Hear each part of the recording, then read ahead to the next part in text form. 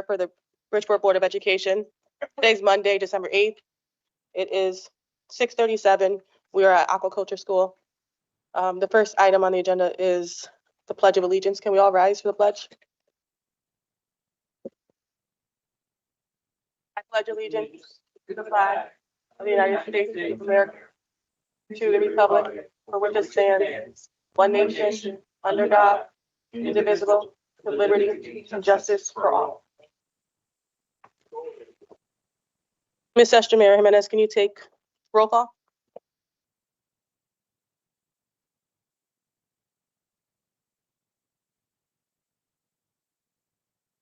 Mr. Albert Benahan Grajales, Mr. Andre Woodson, Ms. Jennifer Perez, Present. Mr. Joseph Sakalovic, Present. Ms. Joanne Burks Jennings, Mr. Lamont Daniels, Present. Ms. Maritza Estramera Jimenez, I'm here, Mr. Rob Traber, Here. Mr. Willie Medina. Present.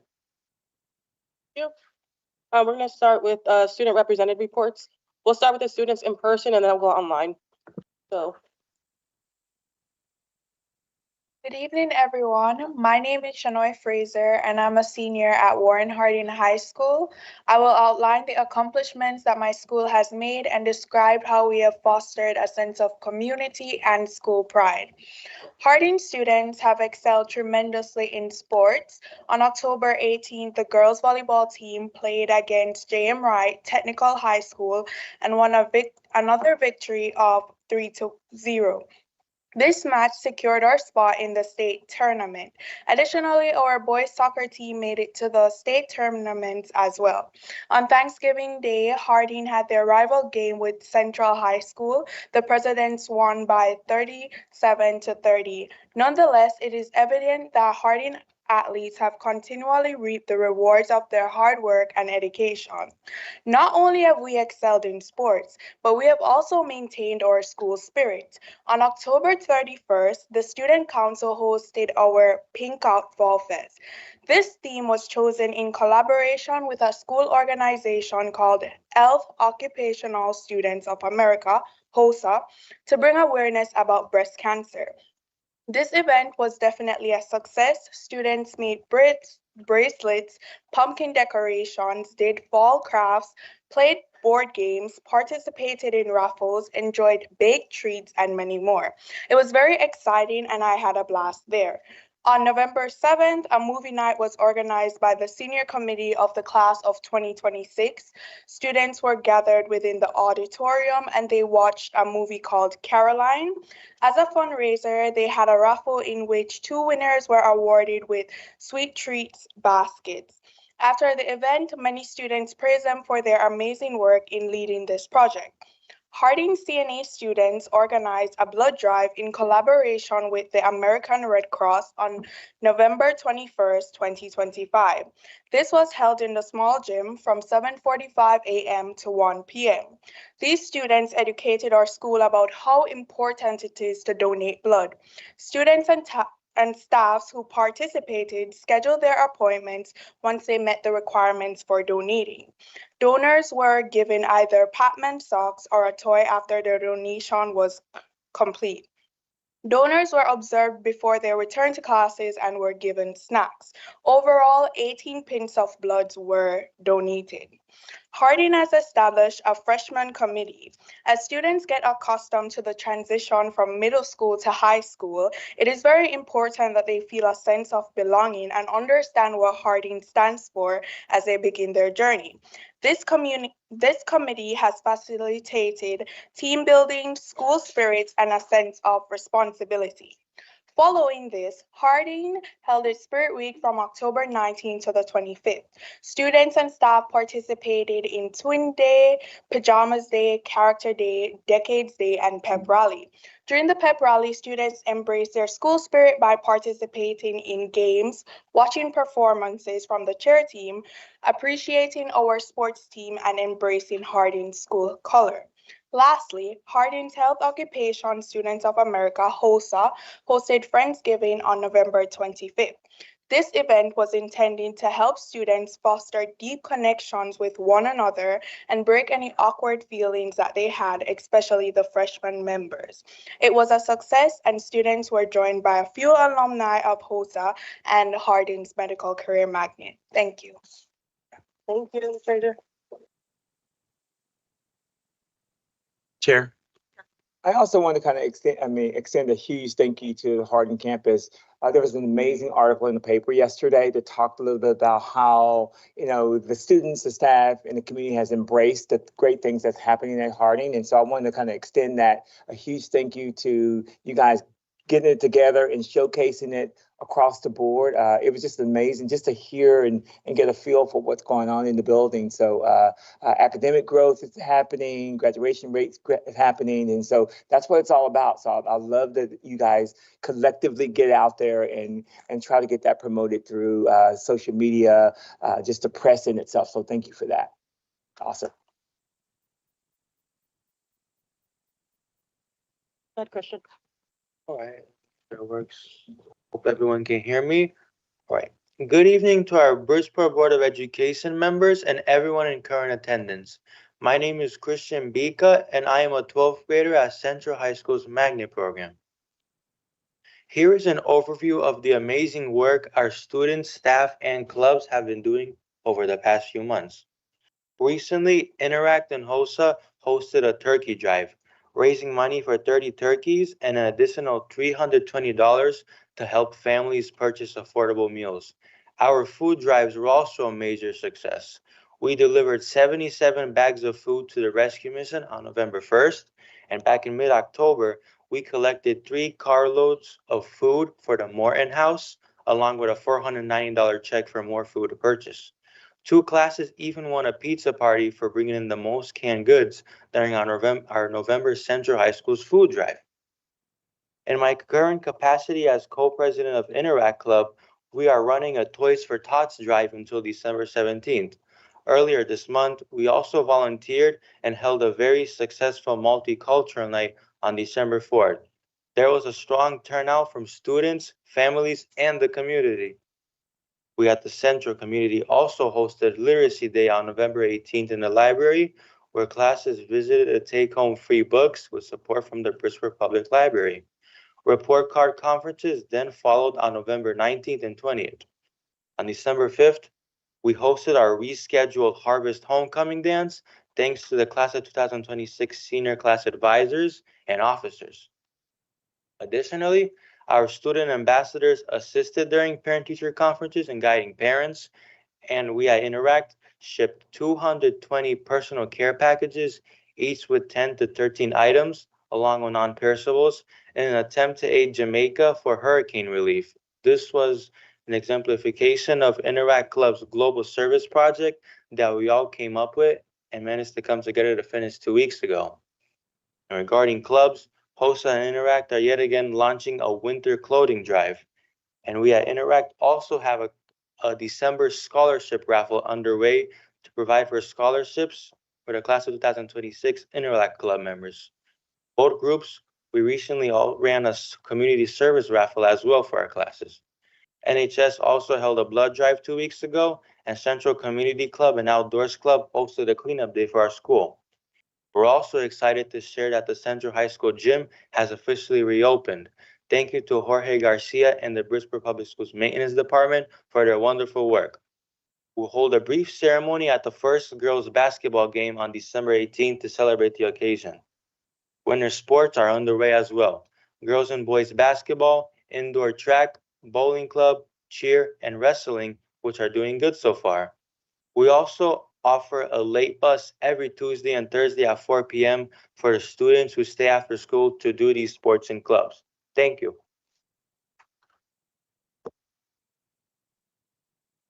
Thank you. We're gonna turn it over to those online. So I see Shawnee Allen. Hello, my name is Kishani Allen. I'm a senior at Bridgeport Military Academy. This is VMA's report since November 10th. For academic focus, students have continued weekly reading plus in Khan Academy. Juniors and seniors will finish SAT math by early April, while freshmen and sophomores will complete get ready for SAT prep by mid-March. For our uniform update, all students have received one Navy Type 3 uniform, which is worn on Tuesdays. After the holidays, the full shipment will have arrived, so students will have 3 sets for Monday through Wednesday. And then on Friday, we'll have our dress uniform, and Fridays are our PT days. For our Navy pathway, our JROTC completed 2 field trips to the sub base, touring training simulators and equipment. Our Navy drill team competed at Bethel High School against 14 schools, earning first place in inspection and second place in code breaking and sportsmanship. We had the pleasure of having a guest speaker, Bridgeport native Air Force War Hero Chief Ramon Lopez. He visited and spoke with students. He spent an hour inspiring and motivating our students. For our company competitions, between October to November, we had events. Alpha Company and Charlie Company are tied for first place, while Foxtrot and Bravo are at the bottom.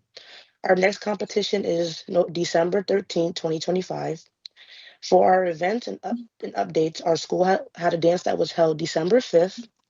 For our recruitment, we had 416 applicants. So for first choice BMA total, 9th grade 67, 10th grade 11, 12th grade 4, and 11th grade 4. And lastly, for our upcoming events, we have Quarter 1 awards this Thursday and Friday with paired attendance and live stream. We will also have a toy drive on December 16th, and our goal is to fill a small bus. Thank you.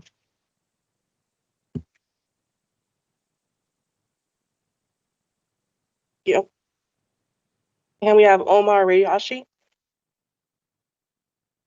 Hello, my name is Omar Ayashi, and I attend Fairchild Wheeler Arrow, and thank you for the opportunity to present on behalf of my school. In recent Arrow news, we held our first quarter awards ceremony before Thanksgiving. First and second honors were earned by 40% of our student body. Students with great attendance and those who received teacher awards were also highlighted in this ceremony. We also had our first pep rally of the year the day before Thanksgiving break. Each class had teams of students competing against each other in various games, with the freshman class really showing up and winning the class battles tug of war. My junior class looks forward to a rematch, and academically, Arrow students are working hard, with many eyeing our upcoming STEAM Expo night in January.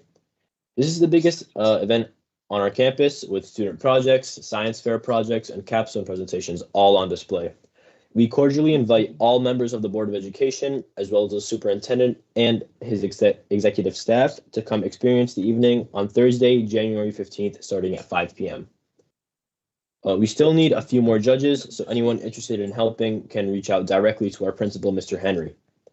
Next week, we will be holding our winter semi-formal dance on December 18th. All grades are welcome, and students are getting excited for this fun event.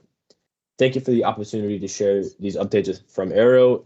We appreciate the continued support of the superintendent and Board of Education. Thank you. Thank you. We're going to move on to public comment, and Angel Resto is first.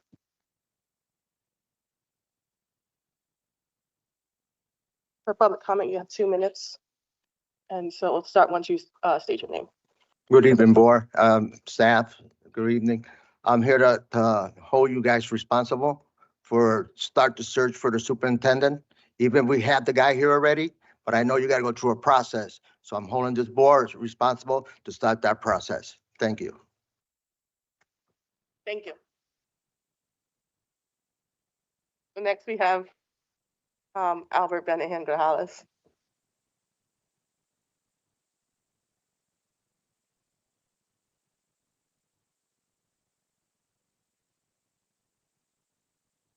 Good evening, everyone. Albert Benahan Grajales. I'm going with Mr. Ingeresto said. It's time to search. I know it has a protocol, it's a policy, everything we have to do, but we have Mr. Dr. Avery here. We had to start working with that situation. I know the state says so many things, people say so many things, and every time something happens, it's a policy, something new. And we don't want surprise that later say, oh, you don't have the time, or you don't read this, you don't receive this, you have to do this, and you have to do that. I'm as a a taxpayer, as a parent, and as a board member, I'm tired to be holding and waiting and waiting. It's time to have Dr. Avery at the superintendent school. You know, of course, it's a process. Whoever want to apply, they're welcome. But we have a gentleman here for the short time. They do a lot of things that former superintendent they don't never did. And I have winning that challenge. Whoever say this is not true. Also, I'd like to say thank you for Central High School. They do a multicultural day, amazing, beautiful. It was phenomenal. You know, it was very, very nice. I had to say thank you for all teachers, principals, the students. It was amazing, amazing, and the food was very delicious. Also, last thing I want to say, MR and Vizano, they always give turkey for our community, and I have to, you know, people that don't see that. And I always forgot to say it, that I had to say thank you for MR, Bill, one of the director, Vizano, everyone was there. They give turkey to all the community and they always support Bassett High School. And the last thing I'm gonna say for everyone, not only myself, what a great, and I always say this, remember what a great communication and respect we had, great successful, always. Yeah, we're not perfect, only God. But together we can make the difference. Remember, we're not here to get a title or who we are. We're here to bet for the best for our children's. You know, they are watching us, not only God, everyone. But one big things I have to say for the show, for everything is the cabinet. Thank you, cabinet, for everything you do. We're proud of you, especially, you know, George Garcia, for everything you do. That's not easy, but thank you for everyone, and God bless you all. Thank you. All right, we're gonna move on to the approval of minutes from the regular board meeting on November 10th, 2025. Is there a motion to approve those? So move, Madam Chair. Is there a second? Moved by Mr. Medina, second by Mr. Traber. Any debate on that? All in favor, say aye. Aye. Any opposed? Any abstentions? Mr. Daniels abstains. All right, we'll move on to the chairperson's report. So I just want to pass out some. Last week I worked with Jody from CABE for about 5 hours on reviewing our bylaws and looking at. I'm gonna get through this without coughing, guys. Looking at the model bylaws from CABE and best practices across the state, and going through each and every bylaw to see what we need in ours and what we can like improve on. I want to pass this out to you guys to give you some time to look at them. We're not moving on this today. This is just for you to take a look at to see where. Pass that down, and you can pass that down. To take a look at, you can compare it to our current ones. Sorry, can you pass that down? And sometime next month, hopefully the first meeting of the month, we'll be bringing this for discussion at a board meeting. One of the reasons, you know, there was some comment on superintendent search. The state, in my informal communication with Deputy Commissioner Hughes, one of the reasons they haven't granted us permission to go forward with the superintendent search is because we still haven't adopted some of the changes that they want to see in our bylaws. So these are there's a lot of bylaws in here that we haven't had in ours, including bylaws on student representation, advocacy, that I think if you take a look at, you'll find helpful for us as a board. These in no way are like the final bylaws. That's why I'm giving it to now, a month ahead of our next board meeting, where you guys can go through them. And at the next board meeting, we can come together and see what we want to adopt from this and go forward there. That's all I have for my chairperson report. I see Mr. Sokolovic has a question. Yes, questions and comments. Yes, we are under this help of the State Board of Education. The State Board of Education is preventing us from, no, we're allowing the State Board of Education to prevent us from looking for a superintendent. They never voted emphatically to say we cannot look for our superintendent. That's something that they inferred and later tacked on. If you go back through the minutes and all that, the only power the commissioner was granted is to approve or disapprove our superintendent beyond what they have, not to stop the search, not to get involved. I say it's not fair to the district. It's not fair to Dr. Avery to sit in the seat without either approval or without looking for a superintendent. And just delaying this further and further brings us back out to March, April, May, June, when all the other superintendents and all the other districts are going to be finding their superintendents. And once again, the state of Connecticut is putting us as a disadvantage. I would like to see us move towards a superintendent, form a superintendent search committee. We could maybe put it on the agenda next time to discuss moving forward with a superintendent. And if they want to stop us, let them take us to court, because enough is enough with the state stopping the city from moving forward. Thank you. Traber, I agree with Mr. can you put your mic on? I agree with Mr. Sakalovic, as you know. The city attorney is here tonight herself, and we did get that letter, I believe, on a Friday night. The only other people that got that letter on a Friday night. The only other people that got that letter from the state board attorney was the press. I don't believe our city attorney got that letter. I don't believe the board attorney got that letter. It was, that's not what I call good faith. And a fine example of this sort of lack of good faith that we've experienced, that checkers the effort to collaborate. And it isn't fair to Dr. Avery. We are fortunate that he has stayed on and worked with us, because he has been a blessing to the Bridgeport public schools in the work that he's done. We were fortunate to have him and to have him stay with us for the past year. You know, if he ends up being the candidate that makes it through a process, but at the time we had a free search. I don't believe we have that anymore because it is expired. So now we're going to have to pay for a search. I understand how they want us to get our bylaws in order, and I'm all for that. And I think that you've done good work with Jody, and we should move expeditiously on this, as you have suggested, and I support you on that. Not because they want us to, but because it's the right thing for us to do. But in the meanwhile, I don't know why we can't do what Mr. Sakalovic has suggested, which is to move expeditiously to get ahead of the curve with the rest of the state, who may be looking for new superintendents, which will start after the holidays, to start putting together an RFP for a search. And I think that we should do that. Thank you. Mr. Benahan? Thank you, Madam Chair. I know he will not, but I cannot say he will not do it. But we don't want that there. We say, I'm done, I'm out here, because he's only got a contract interim.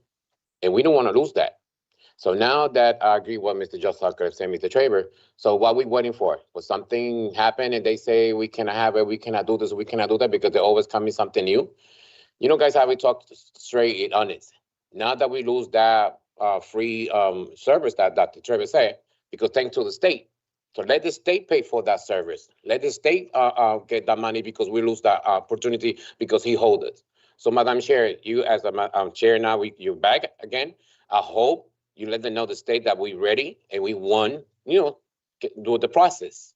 You know, whoever come, welcome, and that there is there. I hope he stay, because, you know, like I say, and I'm going to repeat it, short time, this gentleman do a lot of amazing job in the cabinet. It's not easy.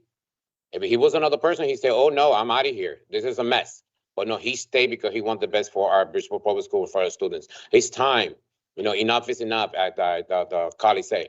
It's time to move on and stay, because our kids need us. So please, thank you. We're going to move on to, there's no committee reports or referrals. We don't have established committees right now. Madam Chair? At our first meeting in January, we will have a committee established. Mr. Sakalovic? May we do referrals anyway, so whoever's sitting in their seat has an agenda to start with? I can take refer. What do we like to refer? The finance committee needs to get on board with the recent $9.5 million potential deficit we're facing for the end of the school year, and find ways to work around that. We need to come up with a formal advocacy strategy for the board for funds. That's what I got for finance, instruction and support of nothing, policy and personnel. I'm gonna pause you right there because I actually did have something else for the chairperson report. It was actually next Monday where we are going to have a special meeting that I meant to announce today on the budget workshop. And so that a lot of that might whatever you refer next might work into next week's meeting Okay. for finance. And then the facilities committee, we definitely need to get working on a facilities master plan. We have in a facilities master plan suggesting a couple of schools closures, a couple of school buildings. It's been sitting there for a while. We haven't had a thorough discussion, a thorough debate about it yet, and we need to start getting moving as a board. If we're going to own it, if we're going to amend it, we're going to keep it. What are we going to do with it? We really had this study commission. The city graciously paid for it, but right now it's sitting on the shelf collecting dust, doing nobody any good. Seeing no other referrals, I'm gonna turn it over to the superintendent for his report. Good evening, everybody. I would like to welcome the new board members, Mr. Daniels and Mrs. Jennings. Thank you for being part of this team. We're looking forward to you adding value and your expertise to the conversation. We're looking for great things to happen over this next year or two or three. And so feel free. I mean, I know you're learning. I think we start tomorrow in our CAVE training for new board members. I'll be there. I think the board chair will be there as well with you guys. So looking forward to kind of engaging a little bit more and getting to know you one-on-one. We'll add you to my one-on-one per month with the board members individually so that we can either do that in person or virtually, however you choose to do that. So again, we just want to kind of thank you and welcome you to the team. So that's good. Again, congratulate Mr. Traber, Mr. Sokolovec, and Ms. Perez for your reelection.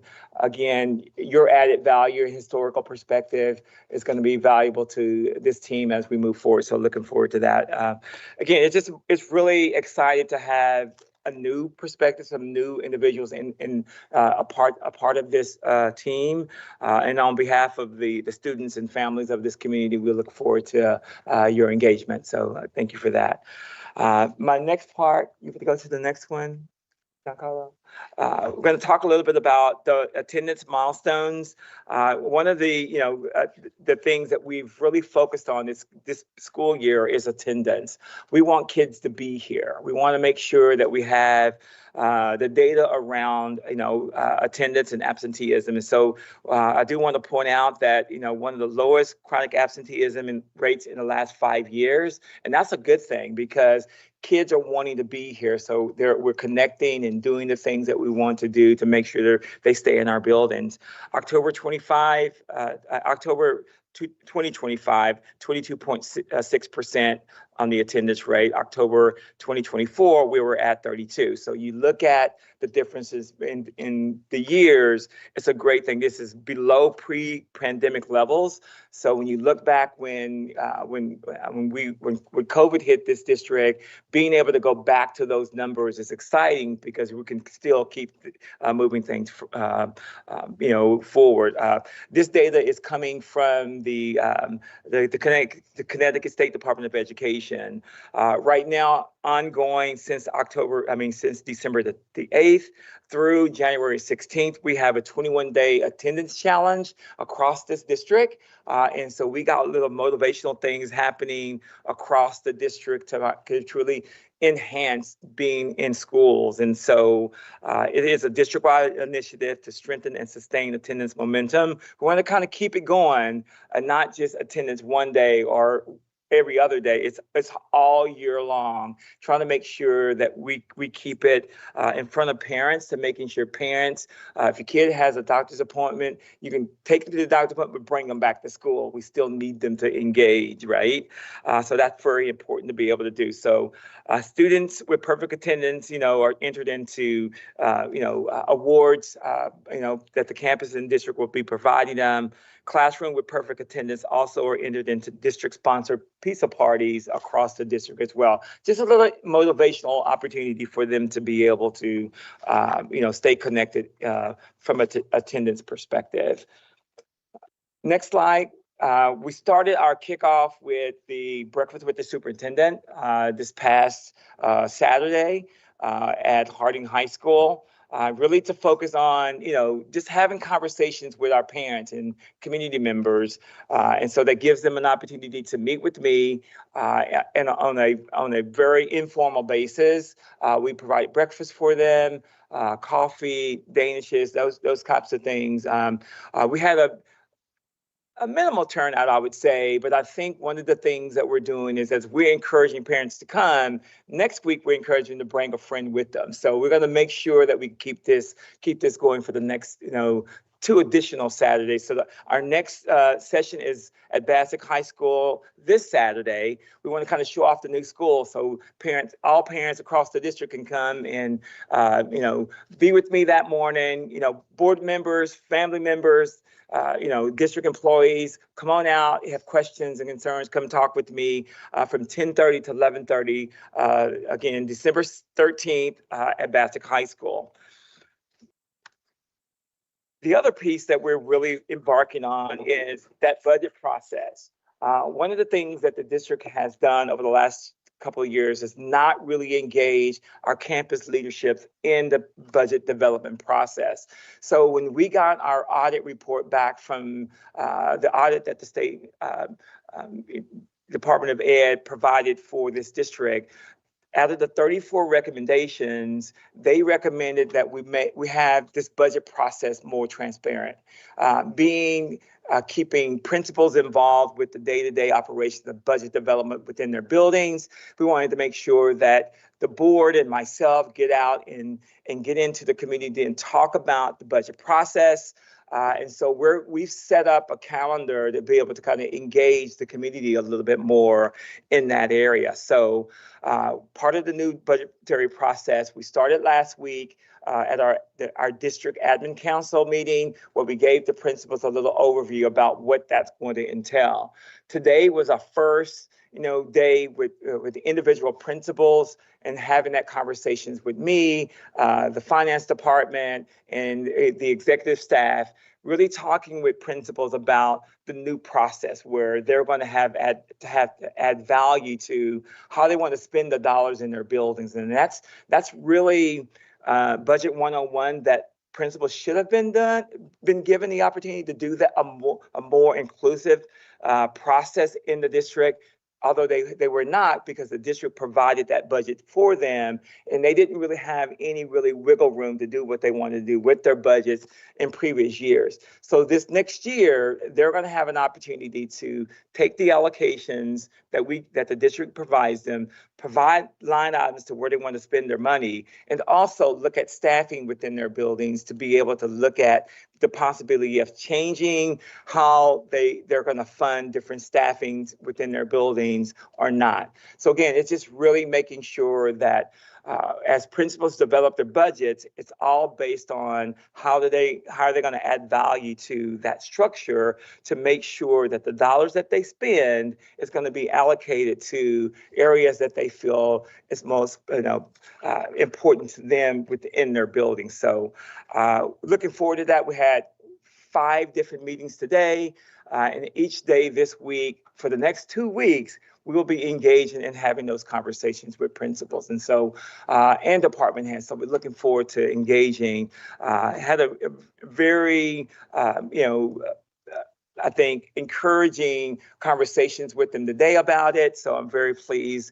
And then on Monday at a board workshop, we're going to give the board a little bit more detail about how that process is working at the campus level a little bit more. So you'll have some insight in that as well. In addition to that, we have created a thought exchange. Next slide. That we launched this past week as well, about to go out to the community to ask the community a little bit about the budget process, what they feel is important to the community around budget. And again, that was another aspect of the audit findings that was revealed to us that we needed to be able to do as well. So as you see the QR code there, it went out to all parents and community members to be able to engage in this thought exchange. So if you want to take a picture of it, you can get it back to Giancarlo. You changed it. There you go. If you take a picture, you can go to the Thought Exchange and answer. There's like 2 or 3 questions that you can answer to give us your input for budgetary processes. Lastly, one of the things that Mr. Sokolovic brought about the advocacy. One of the things I think is very, very important as we do as a community, as a school district, is to advocate. And so one of the things I've done, I've tried to get ahead of this in order to help formulate an advocacy plan for this district. I have already reached out to the former U.S. Secretary Miguel Cardona. Had an opportunity to visit with him to pick his brain a little bit about how and what we can do differently as we advocate. I had an opportunity to sit down and have a conversation with Senator Alston. She was very instrumental in really putting out there that Bridgeport Public Schools have been, underfunded for years. And so I had a chance, and my staff had a chance to sit down to talk with her a little bit. She's given me some really, really strong recommendations of things that I can do. And she said, don't wait until the legislation session comes. Get out there now to get out in front of this. Talk to people in appropriations at the state level, other senators in the state level. Bring in your superintendents from across Connecticut and talk with them and pick their brains about what they're going to do, and then collaborate with some of them as well in order to advocate a little bit more. So to me, it's very, very important that we strategize around that. I think the chair is wanting to make policy around the advocacy piece as well. So again, I think it's time for us to do it. We have the momentum. And let's not slow down on making sure that we get every single dollar that this district and our children need in order to make sure that we, stay focused on the challenges, but also stay focused on fair funding and student support and support for our children in this district. So again, I look forward to, upcoming meetings with the delegation. I'm also looking at the state delegation of Bridgeport to engage with the board members. I think it's important that you guys have that relationship, because for the first time in a long time, I think our state, our delegation has some very powerful impact in Hartford. And so we have to make sure that they stand proud and say from the mountaintop that Bridgeport Public Ed needs the funding and they need to be able to advocate for it. So I think we're in a position to be able to do that. So again, I'm hoping that we're going to bring it together. I think we have the momentum, like I said, and we're going to make sure we put some things on the calendar, not waiting till the legislation session start, doing the application now, and that's what we're getting ready to start doing. So that's my report, and I'll take any questions. Mr. Sokolovic? Yeah, just as you're speaking, an idea comes to me that we've never really utilized before. We get this in a lot of advocacy groups, like exit questions. Like maybe we could use Thought Exchange possibly to poll our parents, like lay out the little budget picture once it becomes pretty much known. What are you willing to do to advocate? And then give them a little checklist of what they could actually do. Call your senator, call your governor, call your mayor, et cetera, et cetera, et cetera, and just have some contact information attached to that and empower them to reach out through the Thought Exchange. That's a great idea. Thank you for that. Giancarlo, you got that? Perfect. Any other questions for Dr. Avery?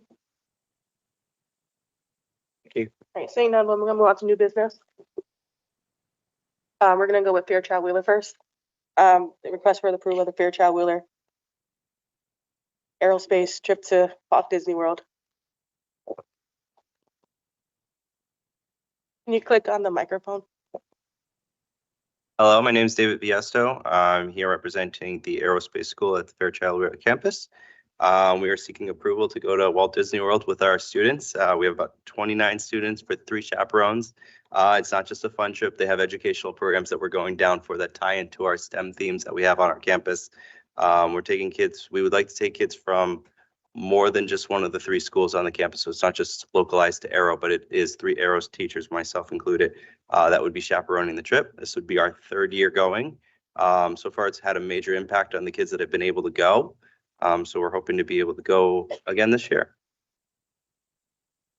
Any questions, Mr. Traber? Can you, microphone? Since this didn't come through committee, I'm just gonna ask the pro forma questions. We've gone through the checklist, Yes. Ms. Hughes? Yeah.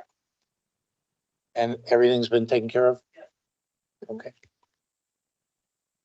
Is there a motion?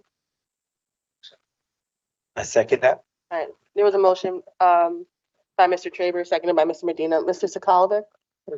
Just a couple of quick questions. All the insurances and everything in place, all the checklist has been taken care of. That's what Mr. Traber.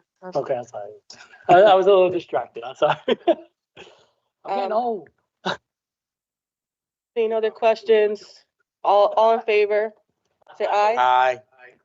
Any opposed? Any abstentions? Mr. Daniels, thanks. Have fun again. Thank you. We look forward to proving Through this the next year chair. too. I would like for you to come back after your trip to come back and present, either a slideshow or the positives. I want to make sure we connect it to the academic growth of where you are. So tie that in your next presentation coming back. I think that's important. Definitely. We can definitely do this. Since we're planning to go to March, it should be easier. Last year we went in May, so it was like tight to the end of the year. So this year we can definitely come back and give a report of what happened and what the kids were able to learn from it. Absolutely. Wonder it. And have the kids come and present too. That's even better. Thank you. Agree. Thank you. Thank you. See Principal Thompson here, but I can present on this. I think, Andre, can you help me with it a little bit? The next item is an update from the committee on the naming of Harding High School's auditorium request for approval. So, earlier this year, Principal Thompson came to us requesting to rename the auditorium. At the time, he had one name in mind, and we approved that he start a committee. So that committee met throughout the year. It was community leaders, and they followed the bylaw, not the bylaw, the policy 7550, and they came up with 3 names, including Kipping, DuBose, and SAP. And the committee decided to, they voted to rename in that committee the auditorium DuBose SAP. The combining, you can't hear me. I'll start over. I won't start over, but Kipping, DuBose, and SAP. You're just using the last. Yes. And I don't have the full, I do, but it's in my email. The committee voted to use 2 of the names and combine it. So they would like to see us approve the DuBose SAP auditorium at Harding High School. So that's, did I miss anything? Was that kind of it? All right. So if there's a motion to do that, SAP, SAPP. SAP.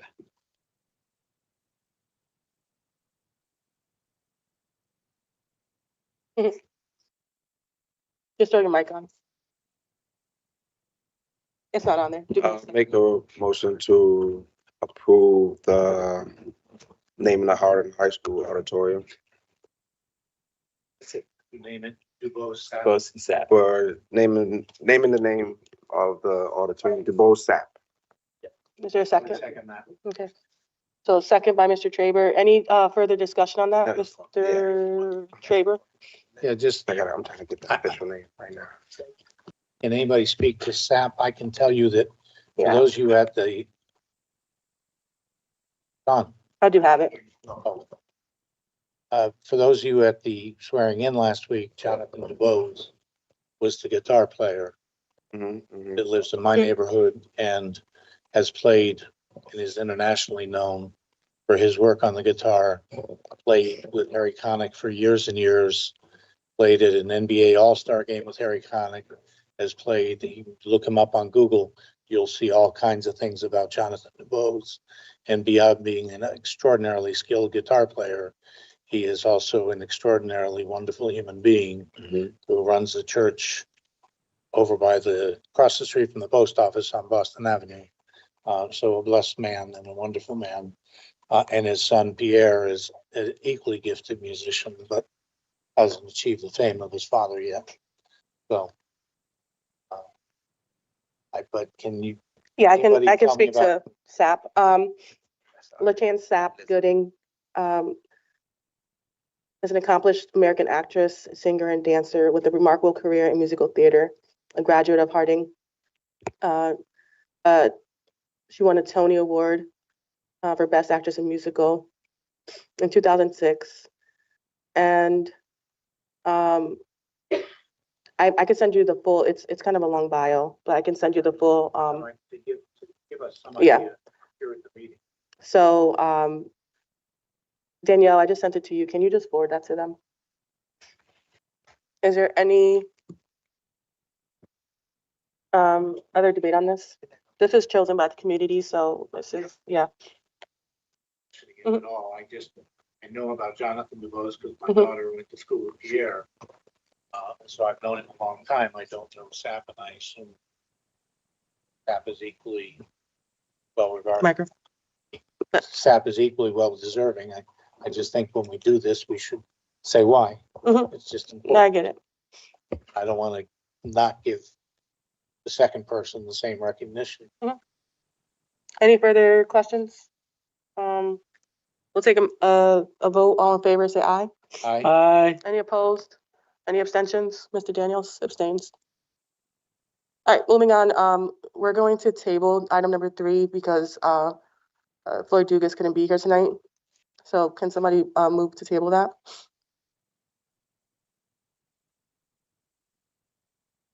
Anybody? We're tabling number Motion 3. to table item number 3. Second. Or any debate? All in favor, say aye. Aye. Any opposed? Any abstentions? All right. The next item, City Attorney Toms is going to present to us updates on our legal services. You click the.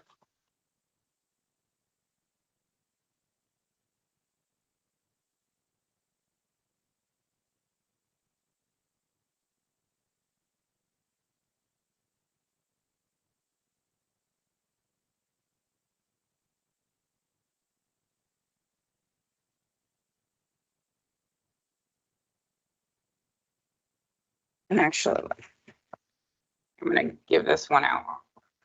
This is.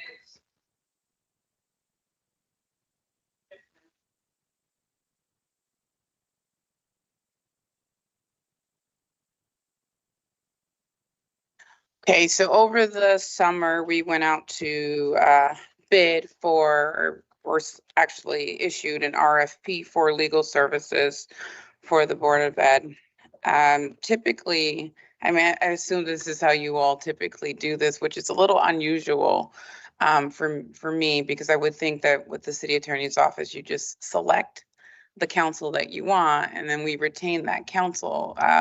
The city attorney does not have to go through a formal solicitation process to retain legal counsel, but in any event, I was asked to do so, so we did follow through with that. What we decided essentially, or at least my recommendation will be that you select 2 of the 3 firms that responded. So we received responses from Shipman and Goodwin, Bertram and Moses, and Pullman and Conley.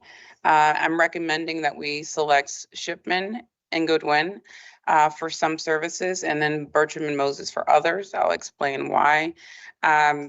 Shipman was, I think for the most part, most people can agree that they are the most experienced, and probably will have, they cover most of Connecticut as general counsel for many boards of ed.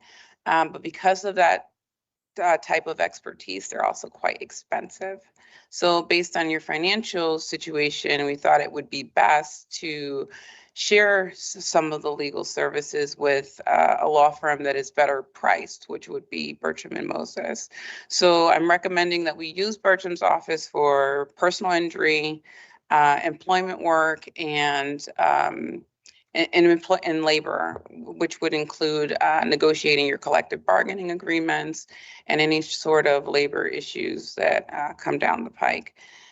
They do that work fairly well. We use them quite a bit on our side for it anyhow when we have conflicts currently, and you're currently using them, but in a situation where we would normally take the work, if there's a conflict in our office, we would give it to Bertram. Shipman, we're recommending, or I'm recommending them for general counsel. So attending board meetings, questions relative to meetings and policies and that sort of stuff, like just general. That would be shipment, and also for special ed services. That would give you all some variety in the sense that you would have a different law firm coming to speak with the board, as opposed to, we thought that it would be time to change the face, right? Change the face of the law firm that the board deals with the most. You would still have Bertram and Moses in the background, kind of doing the work that you don't necessarily see and the things that they do really, really well, which is, their personal injury work and their employment work. And then having Shipman for their expertise, which would be general counsel, policy development, general advice. And because of their expertise, a lot of research isn't typically needed from a firm of that size for a lot of basic questions that they could probably answer off the cuff without a lot of research. So we thought that that would be the best way to manage that. I did call Shipman's office and try to negotiate even cheaper rates than the ones that they previously provided, because they do have a public sector billing rate, which was also expensive. It was quite a bit more than what we would get from Bertram's office. Just for comparison, for instance, Bertram's office is charging $305 an hour for a partner. They're charging $295 for junior partners and senior associates, $245 for associates, and $160 for paralegals, just for a basis for comparison. When I graduated law school in 2007, the firm I worked for billed me at $285 in 2007. So, those rates are really remarkable. Shipman's is at $415 on their discounted rate, and that's the low end of their partners. It's $415 to $595. They did agree to hold all partners to the $415 for the first year of the contract. And then the subsequent year, you would be contracting for whatever the rate is for their public sector next year. And then I think there's one associate that they have assigned to the file. That person would be $340, and then their paralegal rate is $250 to $350. They don't have a distinction between junior partners, senior associates, and other associates. It's either partner or associate. So they did offer that as a discount. They also agreed to waive $4,500 in their initial subscription fee for their model policy service, which I think is a phenomenal service that they offer. They stay current on policies. They will update you regularly. I know that you get a little bit of that from CABE and you're doing the work yourselves, but they could do that for you. Their renewal rate is an annual $2,000, which they would charge if you decided to keep the service, but they've agreed to waive the initial year. So I guess you all will have to vote on who you'd like to retain and how long you'd like to retain them. I don't know if you want to do a 5-year contract, or if we were doing, annual contracts or biannual contracts, however you'd like to handle it. We certainly can take that up with them. But yeah, that's all I have. If you have any questions. Mr. Kolovich? Madam Chair, yes, thank you, Stan.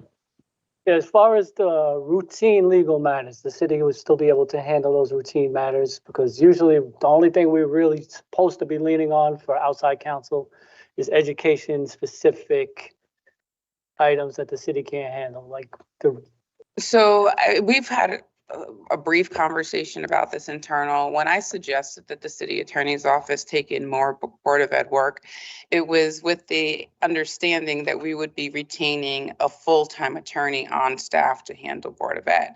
That didn't necessarily work out that way because you all wanted to retain outside counsel. So we do the best we can. We always have. And I have kept my word in that regard, because we are handling all of your transactions.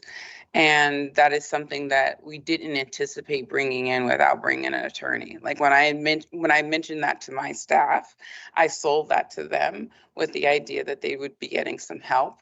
And so while I've increased their workload, I have not increased the staff, because we did not get another attorney for that. So we do the best that we can. If it's something that's large and is going to take up quite a bit of time, it's going to have to go out. And Bertram's office has been pretty good with handling transactional work for us when we need to for the Board of Ed. But currently on litigation, if there's a matter that comes in and something that we're very familiar with, for instance, if a child is injured on a playground, for instance, we have an attorney in-house that does that work really well. We will give it to him if there's no conflict, if the city isn't also named as a party. We'll also try to get the city dismissed as a party when we can, and then handle the Board of Ed ourselves when we can take those things in-house. So we try, but I just don't want to overpromise and underdeliver. I mean, we'll do the best that we can.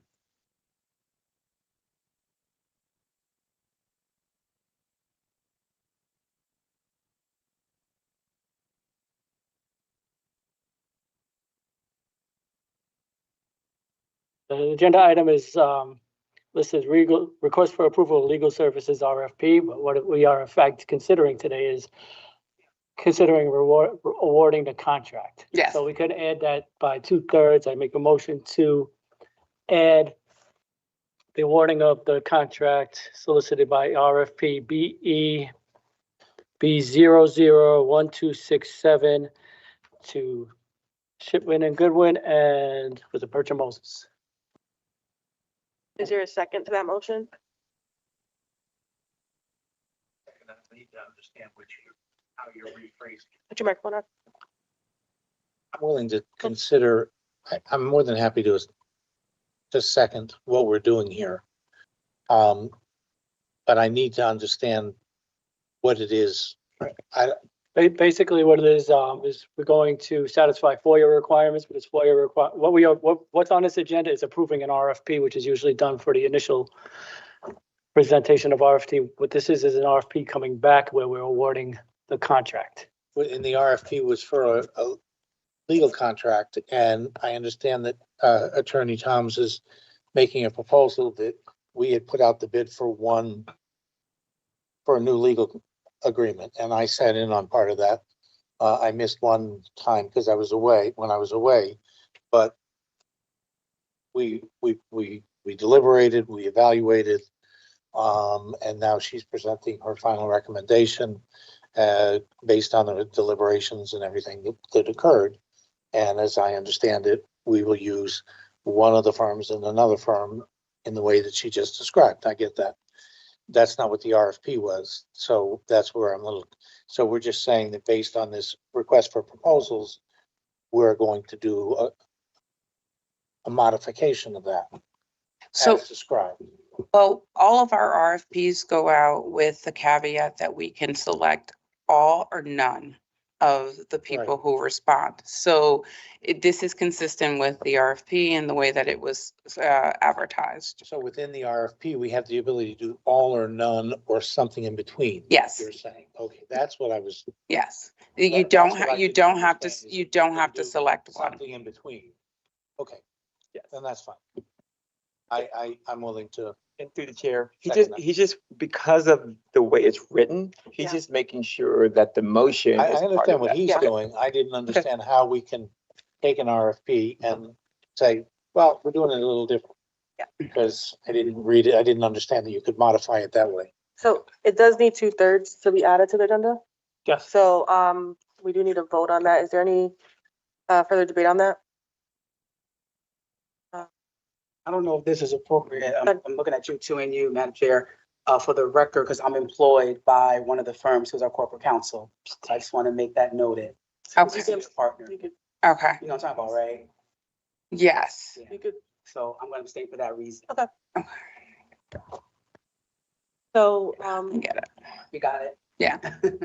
Mr. Skovic, You got to call a vote for the adding it to the agenda first. And all in favor to add this item to the agenda, say aye. Aye. Aye. Any opposed? Any abstentions? Mr. Daniels abstains. Mr. Skovic, Make a motion to approve the awarding of the legal service contracts shared between Shipman and Goodwin and Bertram Moses. is there a second? Second by Mr. Traber. Any further debate on this? Mr. None, I just have a Medina, making the motion, Mr. Calvin. Yeah, actually, we didn't discuss the length of the contract. Yes, actually. That was gonna be my next question. What would you recommend? 3 years. So I would like, The purchasing ordinance allows up to 5. so I'd like to, I guess I gotta amend my motion. Yeah, go ahead. I'd like to amend my motion to award the contract to Bertram Moses and Shipman and Goodwin as presented by the city attorney for a period of 3 years. Second by Mr. Traber. Any further discussion on the amended motion? Just one more. Go ahead. I'm sorry.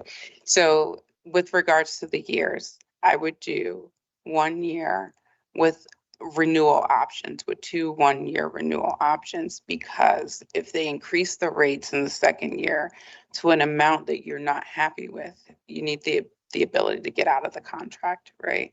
So because we have the rates established for shipment for 1 year only. And then after that year, they're going to go to their public sector rates, which at this point is between $415 an hour to $595 an hour. So should that end up being closer to the $595, you may want to reconsider whether or not you want to add them for a second year. So I would recommend a 1-year contract with 2 1-year renewal options at the board's election, Okay. right? Your option to So renew. can I ask, can you The take back? Right, the cleanest way would be for me to Withdraw your motions, yeah. Withdraw my motion for the amendment, and the person with the second would withdraw their second. Withdraw your, you have to say it. I make a new amended motion, Hold on, they don't say it. Do you what? I withdraw. make a new amended motion I move to award the contract of legal services to be shared between Shipman and Goodwin and Bertram Moses for a period not to exceed 3 years with 1 year, 1 year was right to renew for 2 further years. Did that make sense? No. I would say, may I? Yes. Mhm. As described by the city attorney. I think we got the flavor capture. Would that do? pretty much. Those were Sound- That'll work. All right. As described by the. Say it For again. length- for- We move to Oh. amend our original motion to enter into this agreement for the length of time as described by the city attorney. And I'll second that. Mine wasn't seconded, so that's still good. Any further debate, Ms. Medina? You had your hand up? Yeah, I just had a question. You're in regards to, is it normal to have 2 firms the way we're dividing this right now? Did anybody see the cost difference between what we spent last year and what we're doing this year with this as far as costs? That's hard to determine because costs will be determined by use. Right, so it matters how much you use them, what you use them for. It's difficult to compare as far as whether or not this is normal. It is abnormal for the city attorney's office to contract for long-term for any legal services. It's just not something that we do, but it wouldn't be unusual to retain more than one vendor from an RFP situation. That's not unusual. For sidewalks, for instance, we've retained multiple vendors. You're welcome. Seeing no further questions, we can take a vote on this. All in favor, say aye. Aye. Any opposed? Any abstentions? Mr. Daniels abstains. Thank you. It's approved. 2/3 is established. No, the No, we 2/3 already is voted. We did established, that the already. amendment is established, and we gotta go back to Vote the main motion. motion. We amended the motion to make it to, okay, so the main motion now is to approve the contract. So all in favor, say aye. Aye. Any opposed? Any abstentions? Mr. Daniels abstains. Thank you, Ms. Thomas. Next item on the agenda is from our facilities department. Approval of the district refuse and recycling. Mr. Garcia, it's your turn. Oh, Mr. actually- Pires, not your Yeah, turn. I'll take that. Good evening, everyone. This item is basically to put out to bid and issue an RFP for the collection of garbage and recyclable materials for all of our school buildings. The current service is contract expired in June. We agreed to have the current vendor maintain the current rates and go month to month, but it's time that we need to enter into a new agreement. We'd like to put this out to bid to see what the market will bear in terms of the providing the services. Are there any questions for Mr. Pires before we entertain a motion? Make a motion that we put this out to bid. I'll second. Any debate or questions as to make it a motion, Mr. Chairman? Any questions? The debate? No. All right, I got some questions. I got a couple of questions, Mr. Pires. As far as any discussions with the city took place, city also got garbage providers. Is there any chance the city will try to pick that up for us in order to lessen the burden of an expense that some of the work that they're doing away? We did have preliminary discussions with city leadership, and the suggestion was to put a value on the service, is to go out to bid and figure out exactly what the market would bear. There is a startup cost, there's additional cost that the city would have to incur, and they wanted us to go ahead and do that analysis prior to making a final decision. It'd be premature to talk about numbers here because I don't want to, influence any of any potential bidders as to what values we're talking about. So, but yes, there was a discussion. And when was the last time there was an increase in the price? I'm sure there's going to be an increase in price. Yeah, this price has been locked in for the past 5 years. I don't know exactly how much, but there's my guess is yes. Thank you. You're welcome. Any other further discussion, questions, debate? Hearing none, all in favor of approval of send the garbage, the refuse recycling RFP out to bid? Signify by saying aye. Aye. Aye. Opposed? Motion carries. Thank you. You're welcome. Next up will be request for the approval of the following playground contracts with Chapman Incorporated. Dr. Avery, who's presenting that? Oh, hi. Good evening. It's on, right? Yeah, you're kidding. I'm here once again to request approval for 4 playgrounds. I don't know if you want to vote on them separately or all in one. Each of these playgrounds is funded with capital funds, and we are using a cooperative contract through Compan.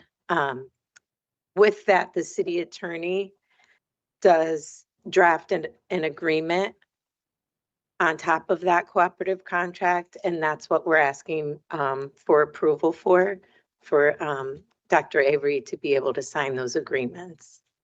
The 4 playgrounds will be at the following schools: Reed, Park City Magnet, Madison, and Hooker.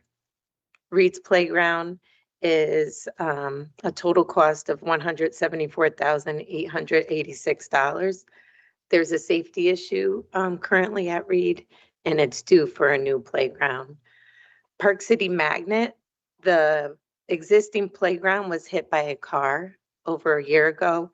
The insurance company gave us a check for $25,000, but the playground is going to cost $249,955. Madison School Playground is $156,000, and Hooker is $195,000. This will be a total of $776,047.36 for the 4 playgrounds. These prices include bonds that we require and the prevailing wage rates. Chair. May I ask, I know you got these 4 playgrounds, but it keeps coming to my desk about the playground at Dunbar. So Dunbar School will be getting a new playground. We are waiting for the funds. That will be through a grant. And that's a state grant. And that'll be coming in February, but we are already obtaining quotes and renderings for a playground at Dunbar, as well as Bryant School playground, which at Bryant School, we also have to do some site work. So we're going out to bid for that. Thank you for that. Because I told the parents that I would go out there this week to put my eyes on it. But now that I know that there's It's in progress. in progress, that's going to be a good thing. So I appreciate that. Mr. Traber? Mr. Medina. Oh, Mr. Medina, sorry. Just to follow the path, with Dunbar, I know they have two playgrounds. So we're talking about only one or two? I know they have two. I'm actually not sure because I'm not in the field. No problem. So for the Dunbar grant opportunity, that's going to be the pre-K playground out front. Thank you. That's one we. The rear playground needs the road surfacing. It's $140,000. We haven't been able to find those funds yet. So our intent is in the spring, we'll be tearing up the rubber fabric and putting down traditional play wood chips to make it safe. Yeah, I think that's where the community is having problems because of the way it looks. Either you may need to just close it down, because even last year when I saw it, it was pretty much damaged then. So we may want to kind of do some shifting on that here. So we've tried to do some repairs with mats and some other methods. They haven't been holding up. So we're in discussions with Sarah Jane at this time about the playscapes. Another question, if I may, that's at the floor. You mentioned some of the pricing, in particular, real quick on Park City Magnet. I know there was an accident and I knew about that. But then what's happening with that playground? We're doing a brand new playground when we talk about these 4 schools? Yes, all 4 schools will get brand new playgrounds. So my question would be, because I know that Park City Magnet, and that's where my daughters all went to school. So my heart goes, but I know that playground was fairly brand new already until this accident. And don't get me wrong, I'm not trying to say that we don't need it, but I was just trying to figure out at that cost of over $249,000. I was just trying to figure out what.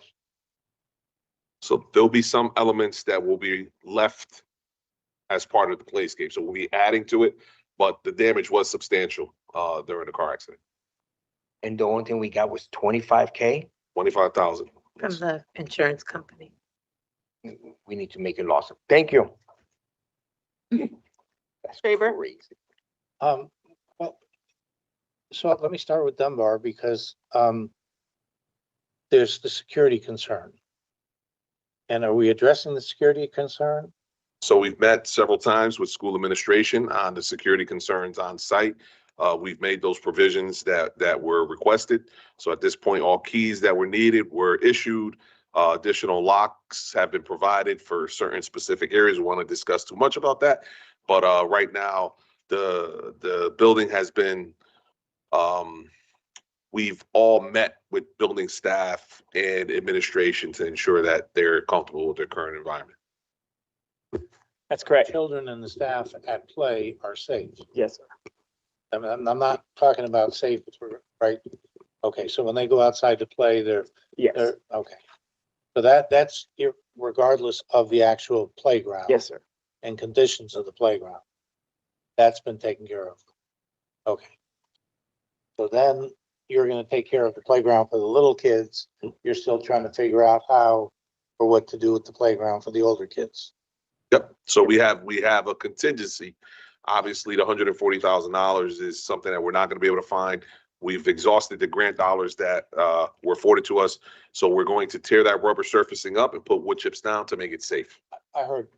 Yeah, I understood. Yeah. I'm not. So short term, long term. Yeah. And the Bryant one will be the playground inside the courtyard there. Yes, Brian is a little more, it's a little more involved. Brian has some site issues. There's a retaining wall on the back side that's failing. We got to bring engineers in. Our team's been working on that over the last couple of weeks. And we'll close the loop. The intent is to get all of this approved and in process so we get these things done in the spring. The February date for Dunbar, if we can get it approved early in February, we should be able to get that done over the summer is the intent. Is the Park City one just the one that was just was, because it really, I'm with Mr. Medina. You know, my granddaughter plays on that one now. Yeah, it's, The kids dismissing play on that one now. so there's a few elements that are still good. And several that have been, You know, run over. it's a challenge to get out of school without, you know, get her into the car without playing on that playground. Yeah, and that's a very large playscape, so, you know, hence the cost.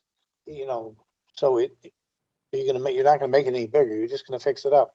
Gonna fix it up, new garage surfacing, new subsurfaces. I mean, know it's, they have other playgrounds there. yes. Play on. They don't. Yep. Yeah, they don't normally play the young ones Mhm. on that one. They have their own playground somewhere else. Yep. Okay. 250,000 for that. Very expensive, and these complete, all the subsurfacing has to be torn up and redone. Yeah. Okay. No, that's Any it. further questions? That's it. Is there a motion? Mr. Traber? So on this cooperative contract, what is a cooperative contract? You described to me a cooperative contract. I saw that it's this company down in North Carolina. Do we have like a normal contract with them, or did we put it out to bid and we got a contract with this company from North Carolina? Or where did we? See the attorney go. Do you want help with that? Yeah, I can explain, but if you'd like to. I heard that term cooperative contract used and. Yes, so I cooperative, skimmed all the contracts quickly. Didn't know what that sort of meant. so cooperative contracts are contracts that were publicly bid for other places. It didn't necessarily have to be Connecticut even, right? So we can get things that went out to bid in other municipalities or other states even. And if they're on a list because they were part of, you know, a public process, then we take those contracts, we will use those contracts. We add addendums to them to make sure we're including provisions that are, you know, important to us. But we will accept, you know, publicly bid contracts from other sources, either through the state of Connecticut or any other specialty source. Okay, I understand. Thank you. Is there a motion? Move to accept. I move to accept the school playground contracts with Compton. Okay. What? Okay. It says Comp. Yeah. It's incorrect on the, Is it typed incorrect here? the M after the P is not Oh, Compton. Compan. There is an M after the P here. Yeah. Compton. Is there a second? I'll second. Second by Mr. Sakalovic. The motion was made by Mr. Traber. Further debate, Mr. Sakalovic? Yes, how will we be assured when we're using these cooperative contracts that we're getting the best price? We do also go out to other contractors and get quotes from them. We recently went to a vendor that provided grants for playgrounds, and we got quotes from them, and their quotes were substantially higher than Compan's. Just what I wanted to hear. Thank you. Mr. Traber? Where does the money come from for this? This was capital. Capital. It's all It's already in capital. our budget. Yeah. Okay. Any further questions or debate? Seeing none, all in favor? Say aye. Aye. Any opposed? Any abstentions? Thank you. Thank you. Thank you. All right. Ms. Hughes is going to present on the agreement with Bridgeport Prospers to carry out activities associated with administrative programming for Bridgeport's 2025-2026 Early Start Local Governance Partner Program. Good evening, everyone. This contract is a subcontract to Bridgeport Prospers in conjunction with the Early Start financing from the state, the Office of Early Childhood Education. The services, Bridgeport Prospers serves as our liaison for community and family engagement. They have parent ambassadors. They coordinate parent activities and family engagement with around preschool. Does anyone have any questions? If you remember, we had another contract earlier this year that was approved that was a subcontract to them another 75,000 for them to get set up to do this work. And this is the cost for the work actually starting. Questions? Is there a motion? Motion to approve the agreement with Bridgeport Prospers to carry out activities associated with administrative programming for Bridgeport's 25-26 Early Start Local Governance Program, Partner Program. Is there a second? Second by Mr. Medina. Any further debate? Seeing none. All in favor, say aye. Aye. Any opposed? Any abstentions? Mr. Daniels? Just put your mic on for that, yeah. I'm abstaining for the purpose that I do serve on advisory boards. I think it's best interest that I disclose that to the board. Thank you. Okay. That passes. Thank you. Next we have the request for approval for the Alliance and Priority Grant. Yes. Everyone should have gotten in your board packet, a summary of the Alliance and the priority by the major components of it. So I'll be referencing that. The Alliance grant is for $48.6 million, the majority of which is going to academic improvement in literacy and mathematics. Specifically, we've designed the grant funding so that all K-3 teachers district-wide are included as part of the grant K-3 reading programs and interventions. Another component of this is that our bilingual and literacy teachers, the grant will allow for enhancements to our multilingual learner programs, and we included our bilingual teachers, program assistants, TESOL teachers, and the director of the bilingual education. We've also included in this category the assistant superintendents, executive directors, and content area directors for math literacy and a ClassLink annual license. There's also a component in the grant under other purchase services where we purchase additional curricular resources, specifically the Hill for Literacy, which you previously approved, a renewal of the Edgenuity, which we use for credit recovery at our high schools, Effective School Solutions contract, which you previously approved. We also have the component that along with the Edgenuity, which is the software funding for the high schools to have after-school programs for credit recovery.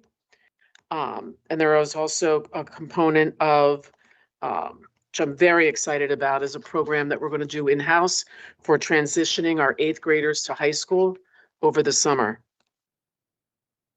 Any questions on the Alliance component? Any motion?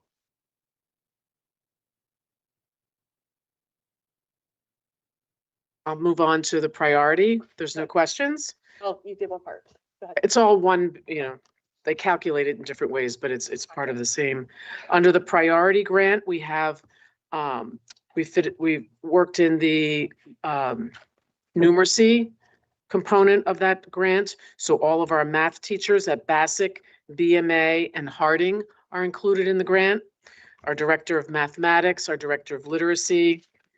We also have supplies for the early reading success, the summer and the SPED summer programs included. We have our Wonders renewal. Wonders is our K-6 curricular resource for literacy. This is a renewal for 3 years is included. And also the contract with the university school, which you already previously approved. Any questions on the priority? Moving next to extended school hours. Extended school hours are for after-school programs. Our schools apply to the grants department, and BMA, Bryant, Classical, Fairchild Wheeler, Johnson, Waltersville, and Winthrop were all approved for funding for the extended school program. And the final category in the grant is for summer school. This is our Early Reading Success Program. It's for students in K through third grade, which we have every year in July.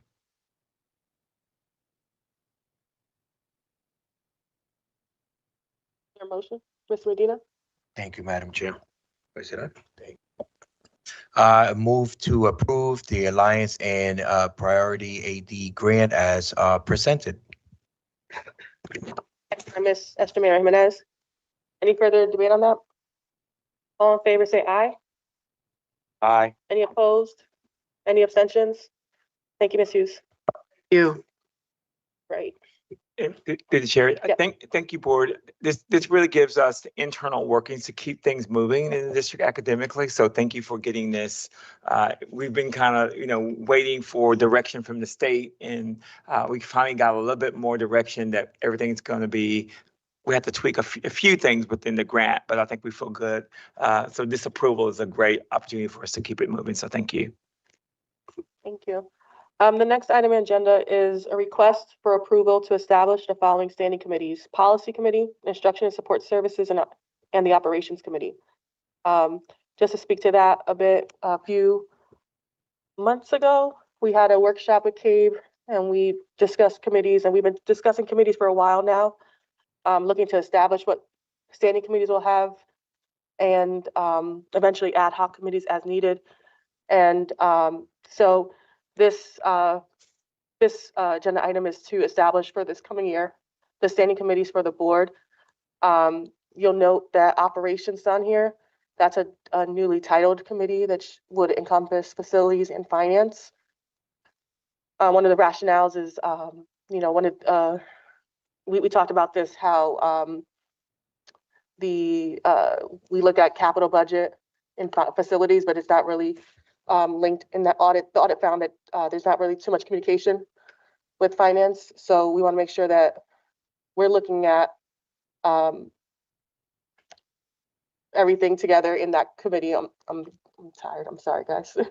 But I'll answer questions. I'll stop there. Mr. Sakalovic. I got quite a few things. This is really, really troubling. We were discussing this on a committee level, talking about adding committees. We are at a point in time where our board needs to be working harder, not putting less committees to discuss things. As I said before, we are facing school closures, millions of dollars of deficits.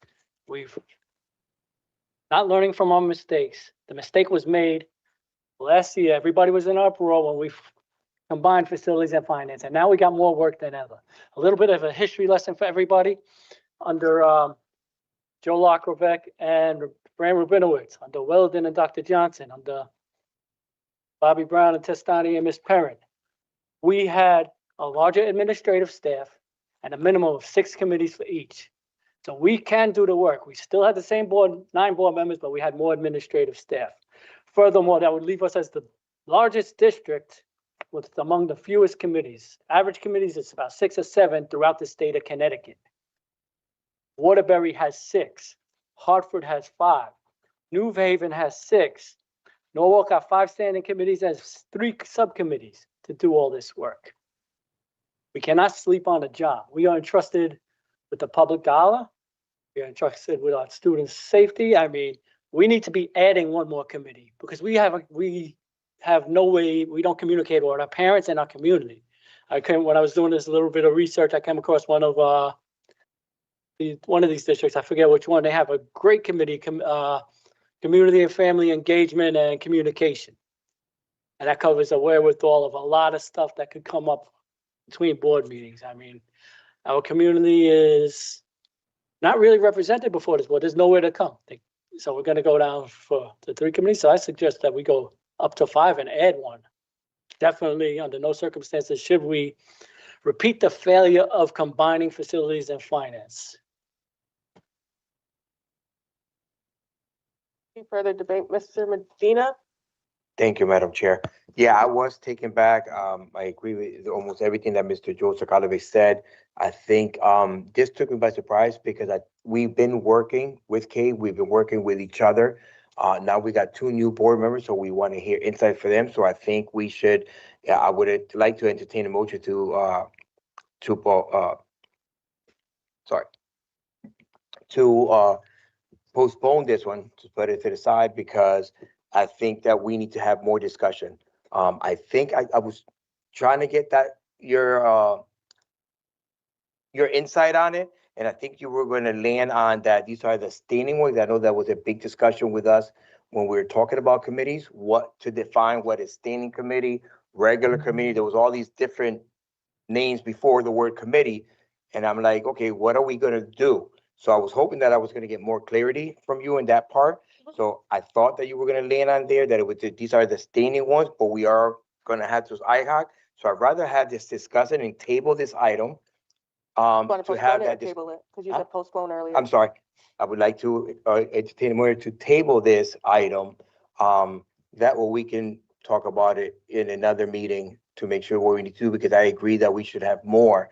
And I thought that's what we were landing on when we were meeting together on our meetings with CABE, and when we had the foreman, I believe, Miss Maritza Jimenez, was taking notes on those actual committees that we were proposing to have together when we met with CABE. And I would love to review those minutes, that way we can Yeah. solidify those names of what we're talking about on establishing. So can I clarify? So the standing committees, these would be standing committees.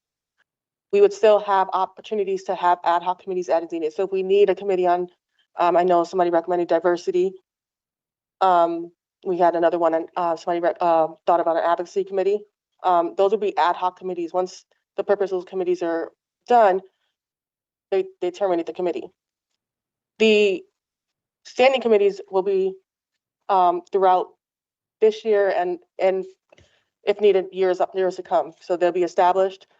That CABE workshop that we had, if we go back to the minutes, we actually were talking about the functions of those committees that we currently have and how we can combine some of those, how some of the issues overlap. And so I know what I took from the meeting and the conversation that I've had with CABE, because I do have conversations with CABE regularly about this, was that meeting, we talked about having 3 committees. We never agreed to it. We never voted on it. That was more of a workshop.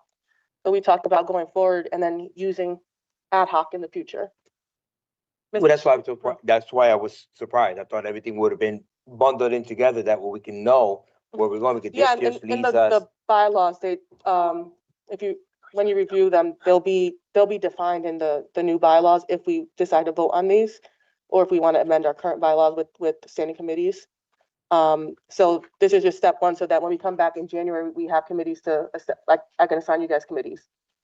I can assign the current ones, but this was kind of to streamline the processes together. Mr. Traber? Did you have anything?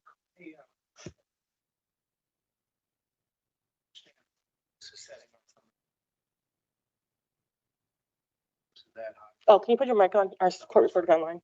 Setting our standing committees versus ad hoc. I would be interested in seeing what else you came up with, Mr. Skalovic, but what little I saw from what you were sharing the other day, one district had a nutrition committee. I don't think, we don't really need a nutrition committee. New Haven did. And one district had a committee on labor relations. And I'm not really interested in having a labor relations committee.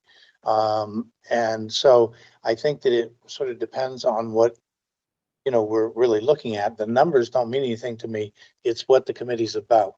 And so, what it is going to be about, what we're thinking about. And to me, that we can handle that with ad hoc. I certainly don't see an ad hoc committee.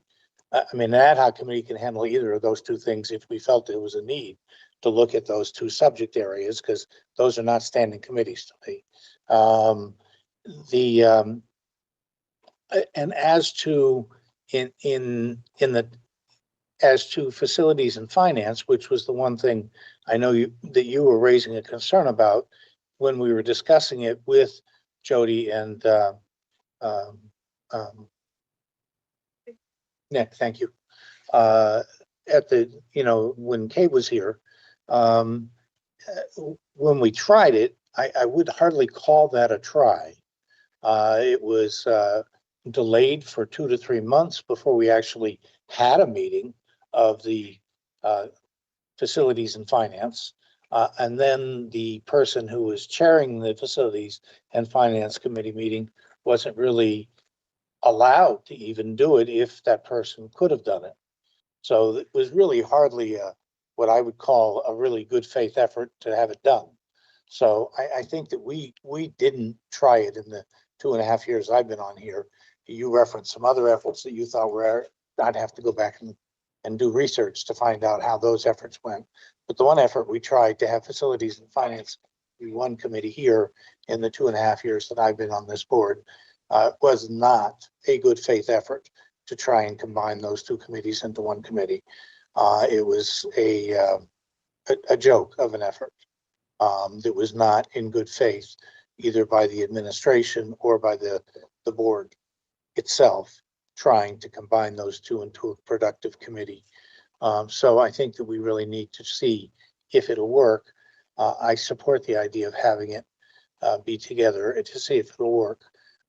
So I, you know, when I joined the board, as you know, you all had trimmed it down from 9 to, I believe, 7 committees at the time, and we were going to committee meetings all the time.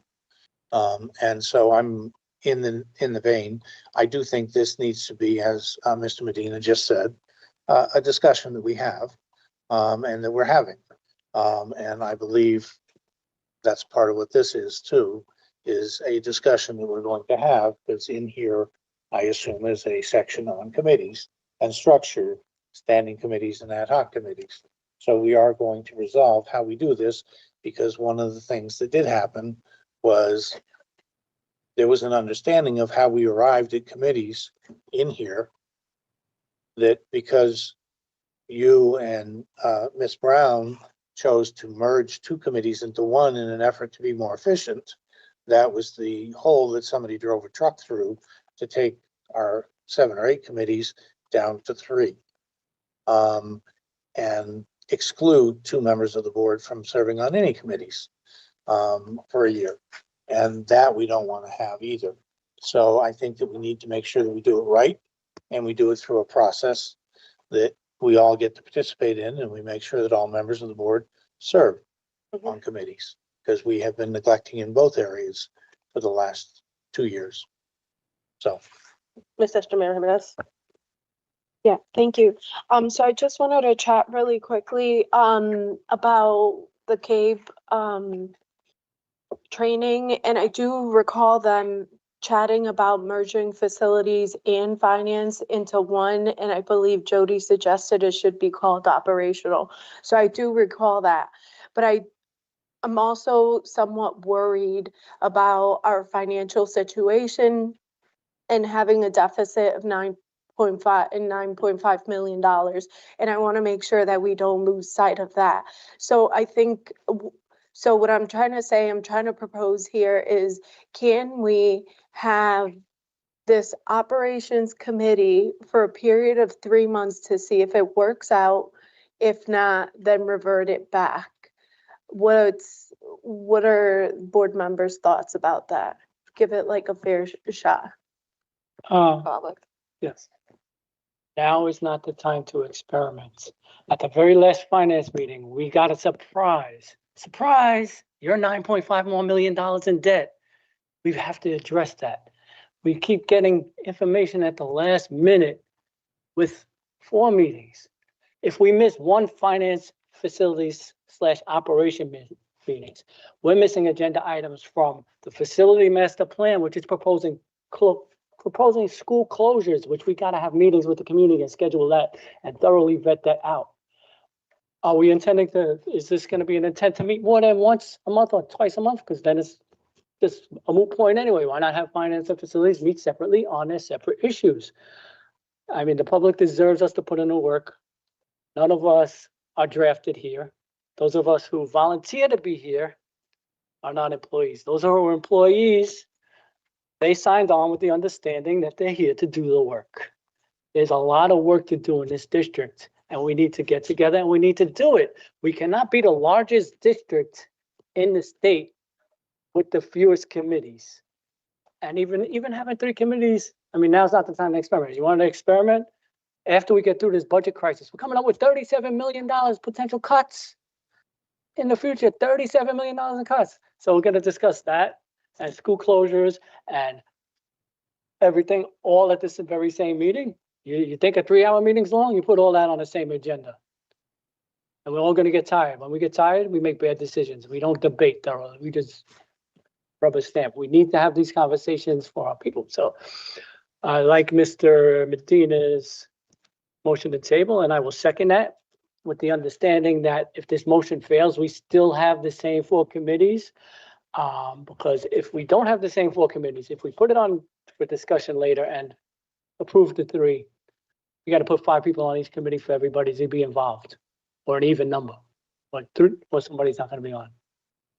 And this is just not the right time to experiment, see if it works in 3. What happens if it doesn't work in 3 months? Then we are in March. Legislative session is already underway. We're getting closer to getting bonded for the new Harding and the new East End school, and then those school closure discussions have to happen before we move forward with that. And all of this is going to take place in one giant meeting. I'll let you know now. It's going to end in disaster if we approve this.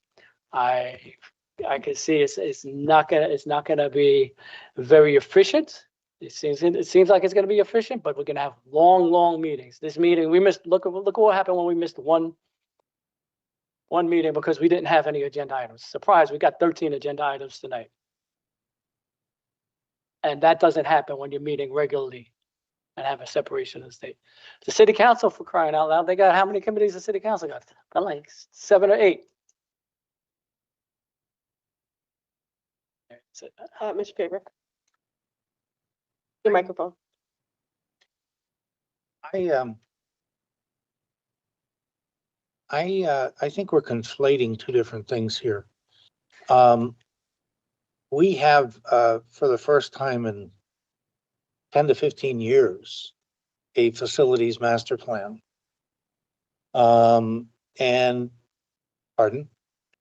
Sorry, just a point of information. It's a proposed facilities master plan because we did not approve one item in that yet. We didn't have to approve it, but go ahead. We certainly got to approve school closures. We Yeah, but certainly got to the approve plan all those itself, we things didn't have to inside approve the the plan. plan. Yeah, you're being, we have a facilities master plan. I didn't say we had approved any particular step. I just said we have a facilities master plan for the first time in 10 or 15 years. And so I think that, you are rhetorically using that one way. I'm not trying to rhetorically use it anyway. I'm just saying we have that. And the implementation of it is not your normal facilities operation. It is an extraordinary operational need. And you're raising, as you and I both know, a particular immediate need, which I would consider to be an ad hoc need, which is, what are we going to do about this idea of a new East End school? And the impact of it, the ramifications of it. And so that's really an ad hoc idea. And it makes perfect sense for me to have an ad hoc committee on making sure that we do that properly per the policies of this board. And I want to do that, as you know, more quickly and more completely than just about anybody, because that's my neighborhood. And so I want to see that get moving. I've been asking for it since last year, and I raised it at the beginning of this year. And then, of course, we all get caught up in the election. And now the election's over. We have the new board seated. And I want to see this. Now, this discussion that we're having now, the first session of a new board, is a discussion that I've never seen happen until after the holidays, which is what committees are we going to have and who's going to be on them. So we're already a month ahead of normal schedule, which is a good thing. And so I'm hoping that we can move faster before the holidays to get moving on the finance question that you're raising and the facilities question, especially this special one that I've been itching for to see done in my neighborhood. Because when I door knocked my neighborhood, I had this discussion all the time. But again, it's just anecdotal. Now, I know you didn't door knock my neighborhood, but I did. But I had anecdotal evidence. It still needs to be done properly. And that's what I want to see happen. Is it done properly? But I still continue to assert that I have yet to talk to any person in my neighborhood, even after door knocking it for a month and a half, that's opposed to the new East End school. So I would like to see us make sure that we do it properly so that nobody can say that we haven't done our job per the policy of the Board of Ed. So that's an ad hoc committee that should be set up per the policy of the Board of Ed. And just to clarify, that was discussed at the K workshop we had when we discussed committees, like there's items that might be pulled for ad hoc, such as a facilities master plan. And I agree that that's something that we can definitely look at sooner than later, because we need to have those conversations. But items like tonight, where we're approving playgrounds, that can definitely go through finance committee, and go through that sooner, the process sooner. But I'm not gonna continue because you kind of said what I was thinking. But Mr. Sokolovic. Yeah, just a point. Again, with a point of information, we are not ahead of the game on the committee assignments. Committees are always standing unless there's a change in the committee. And by the next meeting, we should have our committee assignments and be setting the schedule. So we're not ahead of the game. We are going to be moving back the game. Again, I'm going to second Mr. Medina's motion to table this, because we need to have these 4 committees. We need to have people assigned, ready to start doing the work. And if we want to make an ad hoc committee for everything else, if there's no ad hoc committee for the plan, and no, to be clear, nobody's opposing the new Harding.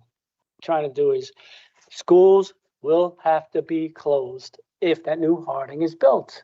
And that's the discussion we gotta have. That's the hard part we gotta have, and that's the part we gotta stop avoiding. And that could be done through have the that conversation in right. the ad hoc committee. Right, or the facilities committee. So we could, we could say, okay, so let's have an operations committee, the other 2 committees, and let's form a standing ad hoc committee for the next 5 or 6 months until we get this sorted out. It makes no sense. Just keep the facilities committee to deal with facilities. Finance got so many things to deal with if they so choose. $37 million in cuts. Do we think that's going to take 5 minutes, 10 minutes? No, that's going to take hours and hours of painstaking work. We're finally getting around to doing it right, because the state is suggesting that we have the department heads, they come to us before the board, and the board be involved early in the process. So the finance committee is going to be taking on more work, and you want to pile facilities work on top of the finance. It's not doable. So I second Mr. Medina's motion. And if you want to visit it at another time, after we're through this crisis, after we decimate our system with these 30 million plus in cuts, I'm more than happy to try it later, but definitely not now. Now is not the time for experiments. Through the chair, Madam Chair. Yep. In the interest of time, there has been a motion on the table. There's been a properly second.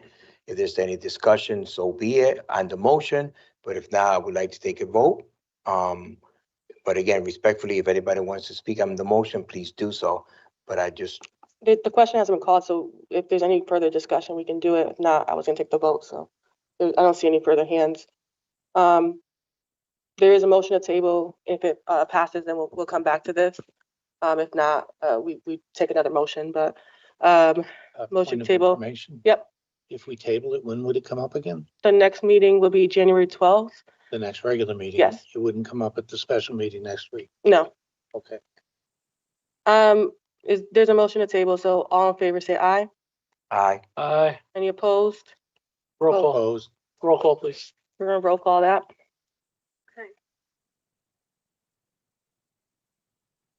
Mr. Andre Woodson, Can you clarify the motion? To table the item. We'll for further discussion, which will be in January. Mr. Woodson. No. Ms. Perez, No. Mr. Sokolovic, Yes. Miss Joanne Burks Jennings. This is to table? Yes. Yes. Mr. Lamont Daniels. I vote no. Mr. Traber, No. that is 5. Oh, Miss Mr. Medina? Willie Medina, sorry. Yes. Making the motion. So that is 5 of the 9. Or no? The motion fails. Is there another motion? Well, I would like- Mr. Albert Benahan is it? So 5 of the 8. 5 of the 8. I'd like to make a motion to approve the following committees as standing committees: Facilities, Finance, Facilities, Finance, Instruction and Support Services, and Policy and Personnel. Second. Is that 4 committees? Yes. The same for existing committees. So the motion to approve the 4 committees for the second. All in favor, say aye. Aye. Opposed? Roll No. call. Roll call? And can we speak to the motion, please? Yes, sorry. You can speak. Would make a motion like to speak. Yes, thank you. Once again, we've got more work to do, not less. I understand people have jobs. I understand people have work and they don't want to meet as often, and they're trying to consolidate and make this easier. For my first 5 years on the board, I had a full-time job. I'm not just doing this now, and I had a full-time job with 7 committees. Like I said, there was superintendents and boards that were able to manage their time well enough to have 7 to 9 committees, and work got done. Sometimes work was a little bit much, and when it was, we shouldn't have 9 committees. I'm never going to advocate for 9 committees. But the largest district in the state of Connecticut should not have the smallest number of committees. It did not work last time. When we missed 1 meeting, we missed 2 meetings because all the items are together. I mean, this is horrible. It will not end well. We can always come back and consolidate later. But if we drop the ball on this, coming into a potential $37 million deficit, we will not be able to separate the conversations and between facilities and finance. And that's not the only thing. The school built, we got to approve a new building. We're going to, not 1 new building, 1, 2, 3, 3, it was Harding and Winthrop. They're going to be doing a new building. They bring stuff before the facilities committee to be approved. They bring a lot of things to the facilities to be approved. Facilities isn't just closing things. I see some shaking of the heads because everybody's referring to the last year and a half, which was a disaster. Things were not done right. People need to look back beyond that to see how things used to be done. Because that was, we used to get specs. We approved the ed specs for the building. We approved sometimes furniture, fixtures, and equipment for the building. We used to have children come in and teachers come in and look at the furniture being proposed, being bought. But we've gotten away from that in the last year and a half. We haven't seen that. And I implore this board, please, please, please do not merge facilities and finance.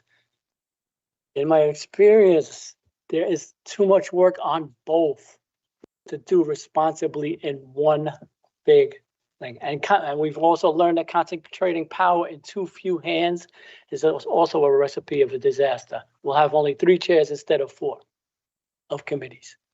Only 3 places to bring items instead of 4 to bring committees. 4 is already too few in my amendment. We should have between 5 and 6. The board can refer items to the committee, so it wouldn't be the chair of the committee having ownership of the agenda. Items have to be referred. So can we amend the motion to include any item referred to a committee must be heard? It is heard. We have it at every board meeting. Mr. Traber? This motion is essentially to lock us into the existing committee structure. As soon as we vote on this motion, I will move to approve the item on the agenda, which is the 3-committee structure. Because I think that the chair has made a proposal that she wants to explore. I think that we can address Mr. Sakalovic's concern with an ad hoc committee on operations to deal with the concern about how we implement the new master plan, facilities master plan, excuse me. And it's not a Harding High School, it's a East End pre-K to 8 school. Proposal was the next item on the agenda. Winthrop is already approved and in motion. There are elements of it that he thinks we should look at more closely, and I don't think that's a bad idea. And it's certainly worth us doing as much as we can to get parents involved, and we're all for that. But I think this spring our fight is is an existential fight. It's not a fight along those lines right now, but of getting the money to keep our schools open. So I think we can handle that with an ad hoc committee. And if it proves that the committee work of the facilities is so significant, then the ad hoc committee will effectively become a standing committee, and it'll function that way. And that will be what it ends up becoming. And we will realize that. And next year, when we do our organizational meeting, then we can restore a standing facilities committee. But you have proposed that we try this, and I support your effort to do that for the reasons that we've discussed ad infinitum. So I am going to vote against this motion, and then I am going to make the motion to approve what you've got on the agenda.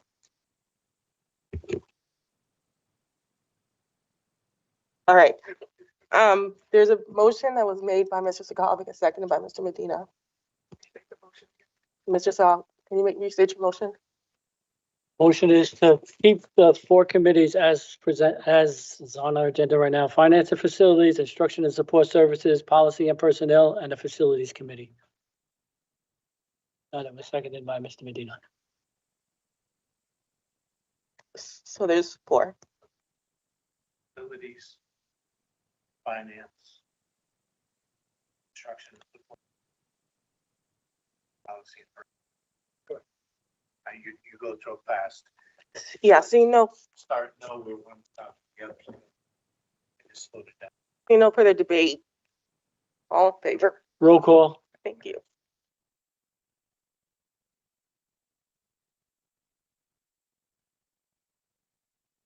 Mr. Woodson,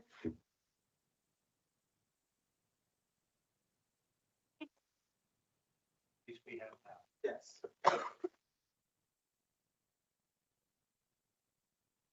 Ms. Perez, No. Mr. Sakalovic, Yeah.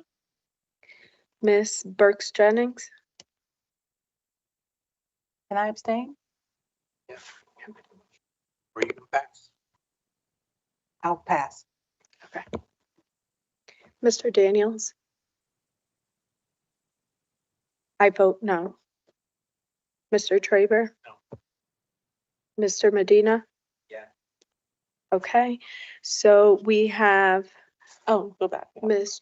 Joanne Burkins. Burks Jennings, sorry, I messed up. That's okay.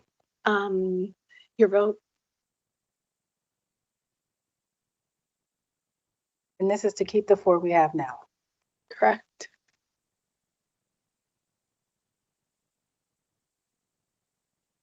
Yes. So it's split 4 and 4. The motion fails. Mr. Traber? You have to put your mic on. I move that we establish the standing committees of policy, instruction and support services, and operations. Is there a second? Second. Second by Ms. Esther Mary Jimenez. On favor? Discussion. Discussion, further debate on the motion. Mr. Traber, do you have anything to further say? Really think that we've discussed this enough, so no, I'm willing to go to a vote and have roll call. Mr. Sakalovic? Not, this motion, like the last motion, if it comes to a 4-4 tie again, it fails and it does not pass, so we do not establish 4 committees. So we got to default to what's there now, our current bylaws and our current structure. Because these committees are right, so roll call vote. And I will now speak. Okay. Since he's decided to go that route, I will point out that, as I said before on the previous motion, there's nothing that prevents us from doing an ad hoc committee on operations in this structure and having a standing committee of, a standing committee of facilities, an ad hoc committee of facilities in this structure under operations, as a part of operations to deal with the concern that's expressed so eloquently by Mr. Sakalovic, and have the operations committee deal with most of the things that come up under finance and facilities this past year. And we can do an ad hoc committee to deal with the kinds of issues that Mr. Sakalovic raised that we do need to deal with. The most immediate being moving forward with the next proposal in the facilities master plan of getting the East End, getting the public feedback on the East End, proposed East End, new East End pre-K to 8 school.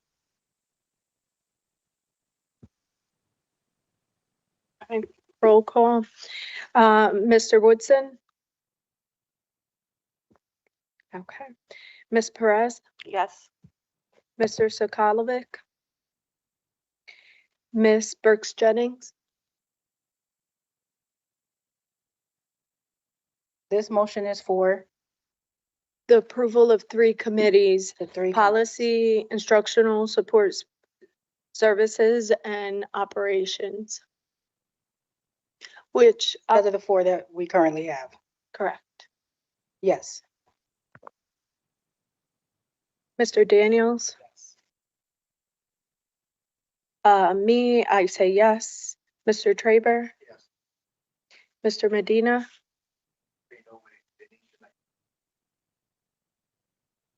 We should have more discussion with ourselves, figure out what is the agenda, things and what's going to go on operations and everything.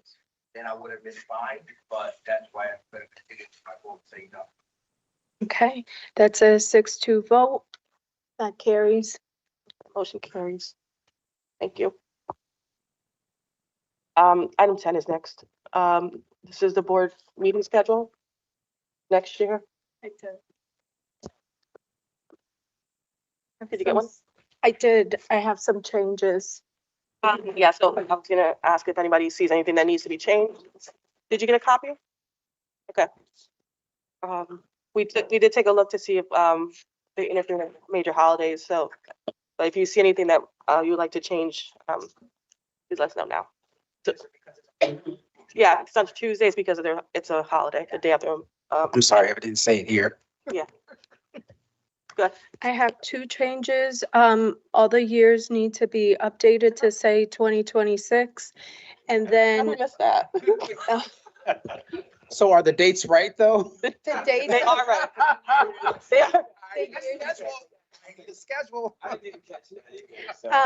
But the date for March 29th is incorrect. That's Okay. actually a Sunday. That should be March 30th.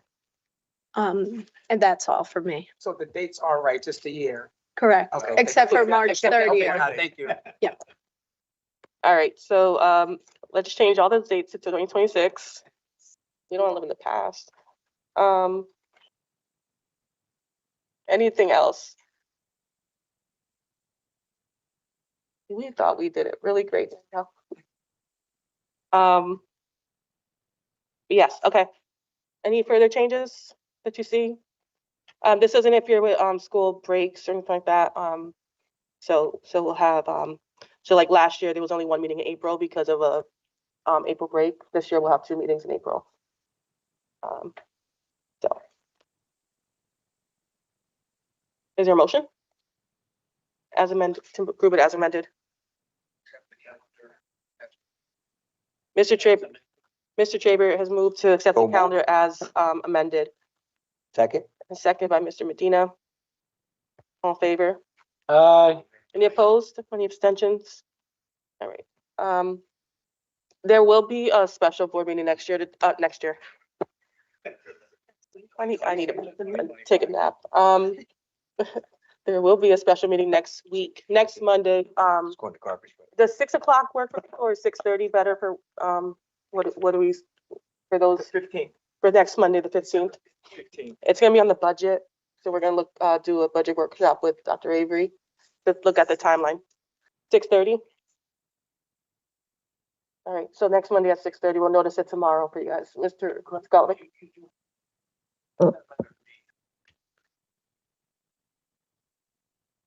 Is there, ask this question first, maybe? Does anybody observe it here? Any of us observe it? No. We're open. Are there gonna be any actionable items on there? 'Cause I think we should leave leave room for action items just in case something comes up that we need to move on pretty quickly. I mean, just to cover our bases. So I'll wait to notice it till Wednesday, Thursday. If there's, but it will be next Monday. All right, is there a motion to the chair? adjourn? Huh? Through the chair? Yes. Motion to adjourn? Thank you. Is there a second? 3:05.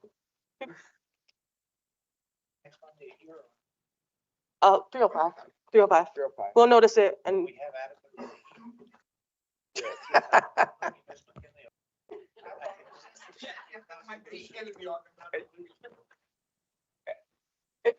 Motion to adjourn. Maybe too hot. You may want to kind of turn the fan off. Mr. Medina made a motion to adjourn. Second by Ms. Estromera. All in favor? Aye. Thank you. We're adjourning at 8:44.